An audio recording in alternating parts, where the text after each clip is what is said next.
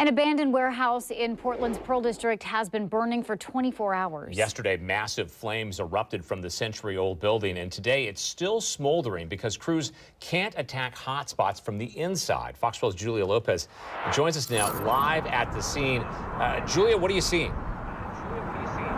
Well, it's difficult to distinguish between the wildfire smoke, the haze out here, and the smoke inside the building, but we're going to try to show you. All day, this building has remained smoking. You can see it rising out of the roof as the fire still smolders inside, and that's because crews cannot reach it. They've used drones to inspect the inside of the building to navigate it safely.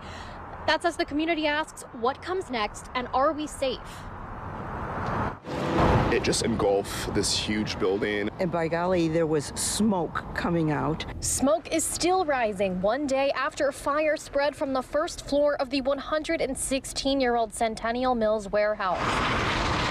At 4 p.m. Sunday, nearly 100 firefighters responded, but with timber floors caving in and a looming threat of collapse, it was too risky to go near. We watched the flames essentially shoot up floor by floor. It was so intense, you could feel the heat about 300-400 feet away in the middle of the park. And there was a point when the water tower actually started making like hissing noises. Neighbors watched on. It just took minutes for it to erupt. If the winds would have come up and you would have had northwest Portland in fire and flames, I mean, it would have been a total disaster. Crews say we're lucky winds weren't higher.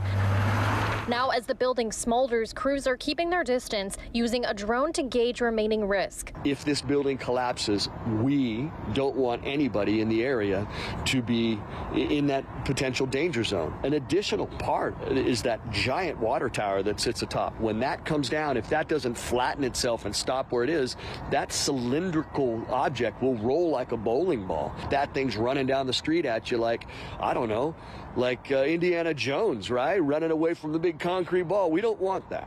While the mill was known to be frequented by squatters, with PFR reporting smaller fires weekly, the community still mourns what's left. Most people frown on graffiti, but this is a landmark.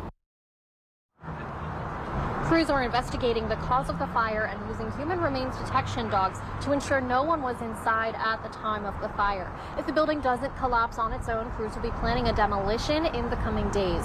For now, reporting live from Northwest Portland, Julia Lopez, Fox 12 Oregon. Okay, Julia, thank you.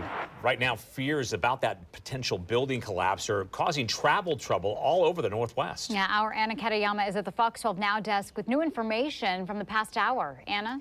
That's right. Pete and Nora, you heard Julia talking about the safety concerns for the community. Well, Amtrak is being proactive. They are concerned as well, and so they're going to be stopping service between Portland and Seattle until this Friday. This is the Portland to Seattle service. Let's show you what's going on in terms of the train tracks. This is the Fremont Bridge and the Broadway Bridge, and you can see the building in question is in the middle here.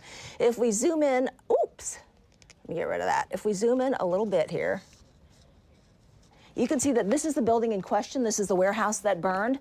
This is Nadeau Parkway, and the train tracks are right here, so very close to that building. So there's concern that because it's structurally unstable, about it possibly, if it collapses, it might affect the train tracks. So if we take a look at some video now, we want to let you know that Amtrak is working to secure some alternate bus transportation for people affected by the closure. Service will be suspended, as we mentioned, until August the 7th. Customers can rebook to another day at no additional charge, or they can receive a full refund. Now, some of the details about the alternate bus service are still being worked out. So we're going to keep an eye on this story and bring you updated information both on the Fox 12 News app and on air as well to help you with any rebooking or any questions you might have about how Amtrak will be affected by this huge fire we had over the weekend. For now, though, Pete and Nora, back to you.